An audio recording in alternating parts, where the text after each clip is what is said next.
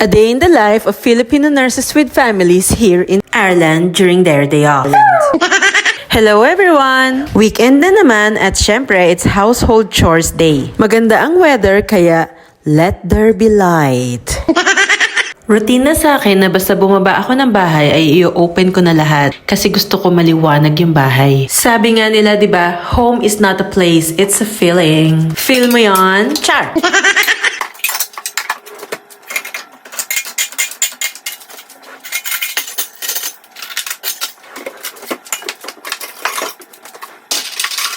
O, diba? Ang lakas maka-ASMR.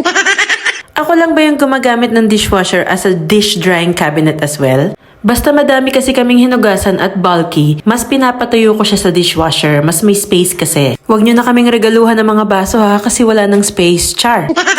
Perahin nyo na lang o kaya space ang ibigay nyo sa amin. Char. Sinong plantito at plantita dyan? Ako kasi hindi eh. Pretentious lang ako masyado. Tingnan mo, ang daming nabubulok na dahon at flowers. Sabi ni Rain, dapat daw pinakita ko na dinidiligan ko yung mga halaman. Kaya lang, since hindi nga ako plantita, edi hindi ko naisip yon.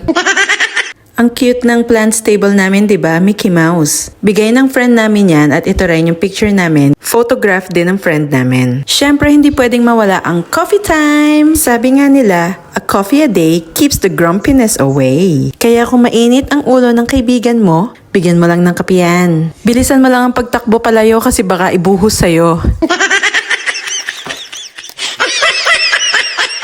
Normally, weekend lang talaga kami nagkakasabay ng day off ni Rain. Kaya pagka weekend, tsaka namin ginagawa yung mga kailangan namin gawin sa bahay like this. Ikakabit na niya yung CCTV namin sa TV room. Matagal na sa amin tong CCTV na to, kaya lang since wala pa nga akong go signal na ikabit niya sa ceiling, hindi niya ginagawa kasi syempre, takot siyang mapagalitan ko. Char!